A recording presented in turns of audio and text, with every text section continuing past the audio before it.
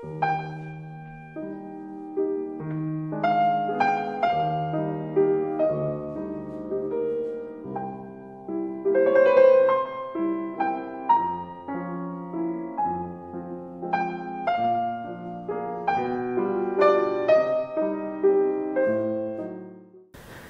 honey bunches, how are you doing? I hope you're chugging along okay, or even better than okay. So this is a meal prep type of video, wow, but it's kind of just really a cooking session that I had after lunch one day, and I wasn't really planning for specific meals. I guess the only goal was to make our freezer look less lonely because I was cleaning it out the other day, and it didn't really have any like things like this, like a raw caramel slice that is stored in there, and a great little treaty thing that lasts forever and you can have on hand and is 10 out of 10.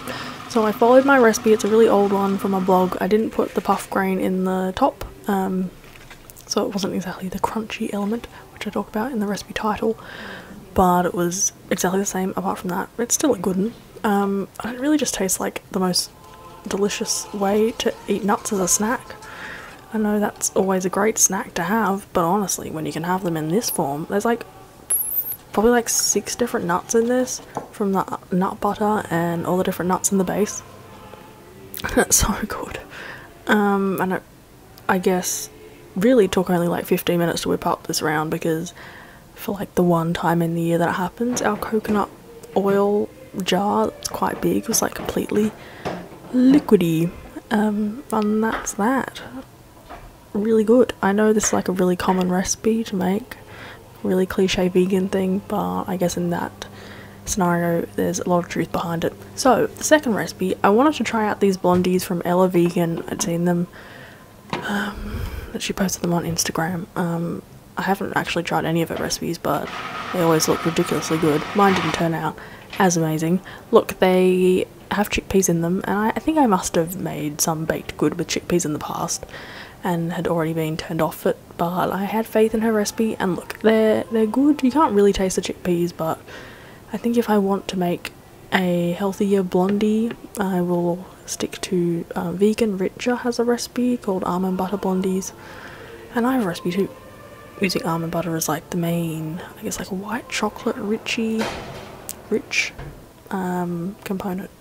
And I cooked them for the right amount of time, but I'm pretty sure I must have overcooked them, or just used darker ingredients. Yeah, maybe that was it. I don't know. Maybe I cooked them for too long. Anyway, they were alright. A bit crumbly, but I also forgot to put the flaxseed in, so that could be a contributing factor. Okay, on to the freezer delicious good category that I was talking about before. I decided to whip up my chocolate popsicles, which is also on the blog. I just didn't make the chewy sort of date mixture thing that makes them like chewy chocolate popsicles, which are really good. There's a theme developing in this video. I leave out like the texture part, the crunchy in the slice and the chewy in these popsicles. It's 4 ingredients though when you leave out the little brownie chunks. You just heat coconut milk, stir in vegan dark chocolate, and then blend that with silken tofu and maple syrup. And they're filling, not too sweet, just satisfying but rich, but not like sickly in any way, and really good. I need to get more excited about the popsicle or ice cream season. This happens every year, and then I'm like, oh, I could be in the mood to do that, and then it passes.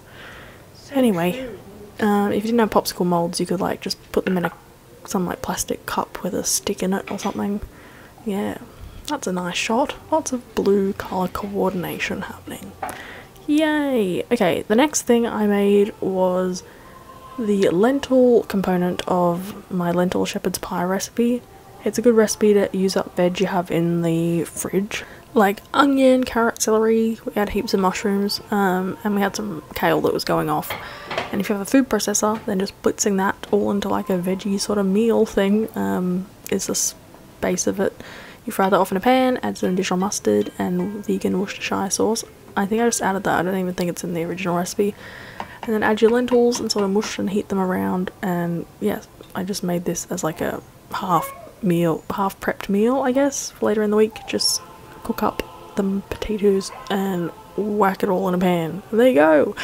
Then the last recipe, this didn't even last that long, so I wasn't really prepping for anything apart from dinner that night. But I made my Ethiopian curry for my second cookbook. I know you've seen this a lot of times, but it's so lovely and mild, but comforting and flavourful.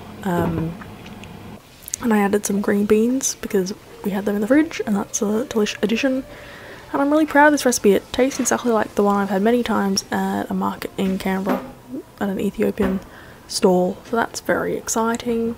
And you don't need any fancy ingredients at all, do you, Harvey? No, you don't. Okay, that's everything, honey bunches. I hope this finds you having a lovely day, week, month, that type of thing.